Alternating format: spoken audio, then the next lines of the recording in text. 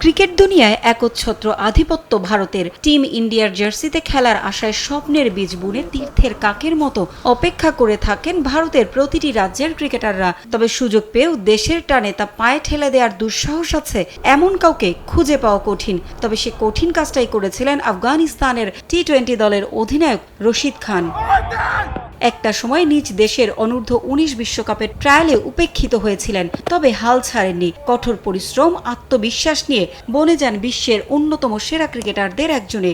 আফগানিস্তান মানেই এখন রশিদ খান। 2015 সালে দেশের জার্সিতে অভিষেকের পর থেকেই বিশ্ব ক্রিকেটে দেশকে নিয়ে গেছেন অনন্য উচ্চতায়। নানগারহালের ধুলোমাখা রাস্তা থেকে উঠে এসে বিশ্বের অন্যতম সেরা টি-20 খেলোয়াড় হওয়ার গল্প নিয়ে বই লিখেছেন। গল্প নিয়ে লিখেছেন আত্মজীবনী। সেখানেই উঠে এসেছে অজানা এক তথ্য। আফগানিস্তানের ক্রিকেট উত্থানের অগ্রপথিক রশিদ খান।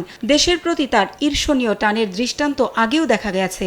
তার বই Rashid Khan from streets two স্টারডমে তিনি জানিয়েছেন, ক্রিকেট দুনিয়ার সফল দুই দেশ ভারত ও অস্ট্রেলিয়ার জার্সিতে খেলার প্রস্তাব পেয়েছিলেন। সুযোগ ছিল তাদের জাতীয় দলের হয়ে খেলারও, কিন্তু তিনিই তা প্রত্যাখ্যান করে নিজের মাতৃভূমির প্রতি অনুগত থেকেছেন।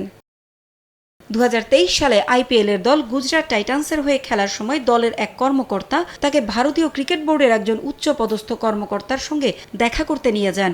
এরপর সেখানে তাকে দেয়া হয়েছিল ভারতের হয়ে খেলার প্রস্তাব। তবে রশিদ তাকে ধন্যবাদ জানিয়ে সে প্রস্তাব তখনই নাকচ করে দিয়েছিলেন। নিজের আত্মজীবনীতে তুলে ধরেন সেই খবর।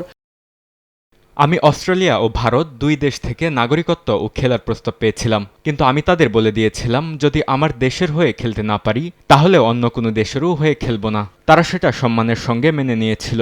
যতদিন খেলবো আফগানিস্তানের জার্সিতে এই দেশকে প্রতিনিধিত্ব করতে চাই আমি। তবে এরপরও থেমে থাকেনি রশিদকে দলে নিতে ভারতীয়দের চেষ্টা। 2018 সালে সানরাইজার্স হায়দ্রাবাদের হয়ে খেলার সময় দর্শকরা তাকে ভারতের জার্সিতে খেলানোর জন্য সামাজিক যোগাযোগ মাধ্যমে রীতিমতো ক্যাম্পেইন শুরু করেছিলেন। ভক্তরা তাকে নাগরিকত্ব দেওয়ার জন্য সরকারকে আবেদন জানিয়েছিলেন। ওই ক্যাম্পেইন আফগানিস্তান প্রেসিডেন্ট আশরাফ গনির দৃষ্টিও আকর্ষণ করেছিল, তবে সম্মানের সঙ্গেই তিনি সেটা নাকচ করে দিয়েছিলেন।